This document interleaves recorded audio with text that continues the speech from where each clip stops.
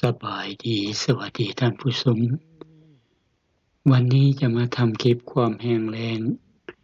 ความสูญเสียของชาวเกษตรกรที่ประเทศฝรั่งเศสปีนี้ชาวฝรั่งเศสและชาวยุโรปหลายประเทศได้ถูกความแห้งแล้งมาเยี่ยมเยือน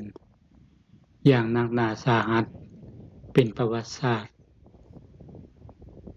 ซึ่งแต่ละปีก็แห้งแล้งอยู่แต่ก็บ่เท่าปีนี้ปีนี้เป็นปีที่แห้งแล้งหนักหน่วงที่สุดเท่าที่เคยมีมานี่ก็แม่นสวนแตงโมพี่น้องเบิ่งดูเครือแห้งนี่ตายหมดเหลือแต่หมากบ่ทันสุกซ้ำพี่น้องเอ้ยหน่วยกำลังสิได้เก็บเกี่ยวตายเกลี้ยงบ่เหลือพี่น้องน่าสงสารเขาเจ้าหลายพี่น้องเอ้ยเสียแรงเสียเวลาปลูกแต่บ่ได้ผลเก็บเกี่ยวลุกขึ้นนักพี่น้องเอ้ย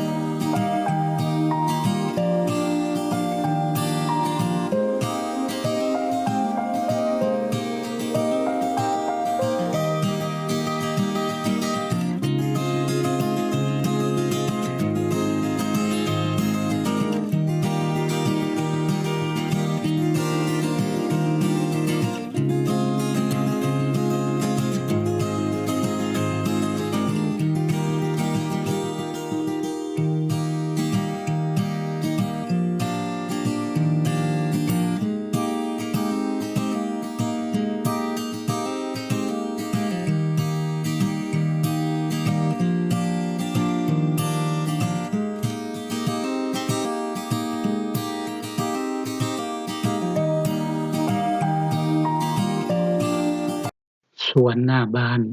ของข้าพเจ้าต้นดอกไม้ปลูกมาจักเท่าใดปีแล้วเบิ่งดูน่าสงสารหลายแทนที่สิได้เห็นดอกเห็นแต่ใบเหี่ยวใบแห้งเข้าพี่น้องแดดก็กล้าพิลึกแต่ละมื้อ30ขึ้นเมื่อ36 37องศาพี่น้องเอ้ยปลูกแนวใดรดน้ำจั่งใดก็บ่ไหวแห้งแล้งหมดแทนที่ยามนี้สิเห็นดอกเต็มบานสะพรั่งปีนี้นั้นบ่เหลือหยังเลย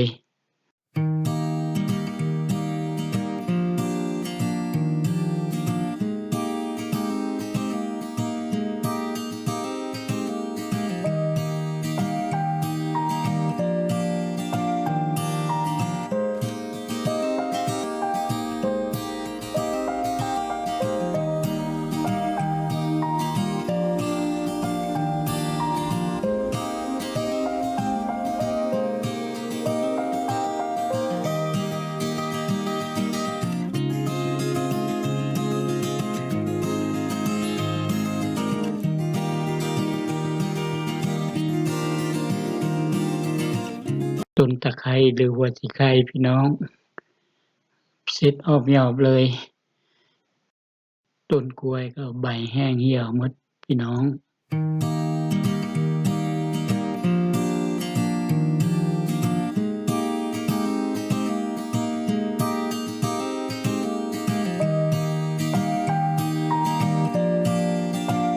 หนองเลี้ยงปลาพี่น้องเหลือแต่ต้นบัวใบบัวก็จักสิอยู่ฮอดมื้อใด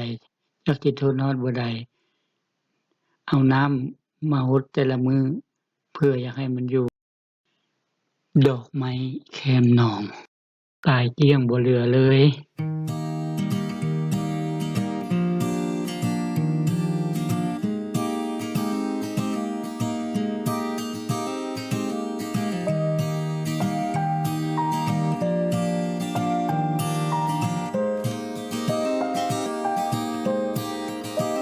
แห้งแล้งแล้วยังบ่พอพี่น้องยังถูกอุทกภัยไฟไหม้หลายเขตใน ประเทศฝรั่งเศสถูกไฟไหม้บ้านเรือนของชาวฝรั่งเศสก็ถูกไฟไหม้หลายหลังคาสร้างมาทั้งชีวิตบ่เหลือหยังเลยพี่น้องเอ้ยน่าสงสาร